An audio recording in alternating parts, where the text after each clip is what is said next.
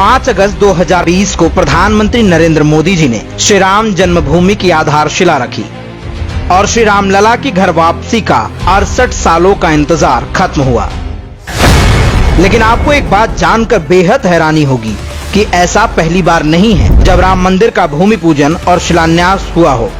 जी हाँ, 1989 में कांग्रेस के पूर्व प्रधानमंत्री श्री राजीव गांधी ने मंदिर निर्माण के लिए शिलान्यास को मंजूरी दी थी। बात उस समय की है जब उत्तर प्रदेश में कांग्रेस की सरकार थी। तब राजीव गांधी और उस समय के मुख्यमंत्री वीर बहादुर ने वोट बैंक साधने के लिए न सिर्फ मंदिर के दरवाजे खुलवाए बल्कि शिलान्यास भी किया।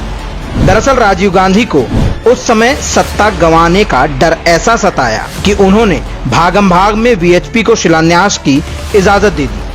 हालांकि वो खुद उस शिलान्यास में नहीं पहुंचे, लेकिन राजीव गांधी के इस फैसले के पीछे एक बड़ी वजह और भी थी। सुप्रीम कोर्ट का 3 तलाक मामले में सुनाया गया फैसला शाहबानो केस इतिहास के उन चुनिंदा केसों में से एक है जिसने देश की राजनीतिक धुरी बनने का काम किया। दरअसल सुप्रीम कोर्ट ने जब फैसला शाहबानो के पक्ष में दिया तो कांग्रेस का खास वोट बैंक उससे नाराज हो गया। राजीव गांधी पर मुस्लिम तुष्टीकरण के आरोप लगे और इन्हीं आरोपों से पीछा छुड़ाने के लिए राजीव गांधी ने मंदिर के शिलान्यास को इजाजत दे दी ताकि लोगों का ध्यान केस से हट सके और कांग्रेस का पीछा भी छूट जाए। अंग्रेजी अखबार द हिंदुस्तान टाइम्स में छपे लेख में कहा गया है, पीएम ने जनवरी 1986 के दूसरे सप्ताह में ऐलान कर दिया था कि पर्सनल लॉ बोर्ड मुस्लिम से इस बात पर सहमति बन गई है कि शीतकालीन सत्र में सुप्रीम कोर्ट के फैसले को उलटने वाला एक कानून पेश किया जाएगा।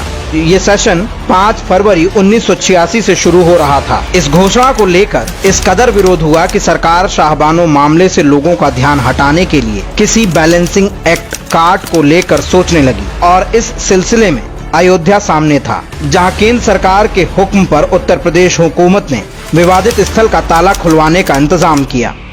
अपनी मुस्लिम तुष्टीकरण की छवि को तोड़ने के लिए राजीव गांधी ने 1989 में यूपी के चुनावी रैलियों में कई बार अपने भाषणों की शुरुआत राम मंदिर से की।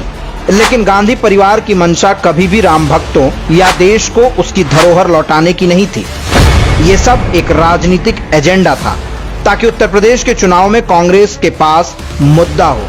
वही भाजपा पिछले 28 सालों से इस कानूनी लड़ाई को लड़ रही थी। अपने हर विजन में उन्होंने राम मंदिर को अहम मुद्दा बताया और उसका नतीजा है कि आज अयोध्या में श्री राम का ऐसा भव्य मंदिर बन रहा है जिसकी मिसाल विश्व शक्तियां तक दे रही हैं। साथ ही कांग्रेसी चमचों को ये बात जानकर रोना चाहिए या फक्र करना चाहिए कि कुछ समय के लिए ही सही, लेकिन राजीव गांधी ने खुद ही राम मंदिर की पैरवी की थी। उस राम मंदिर की पैरवी जिसे सोनिया गांधी काल्पनिक बताती हैं, उस मंदिर की पैरवी जिसे कांग्रेस कभी बनता नहीं देखना चाहते।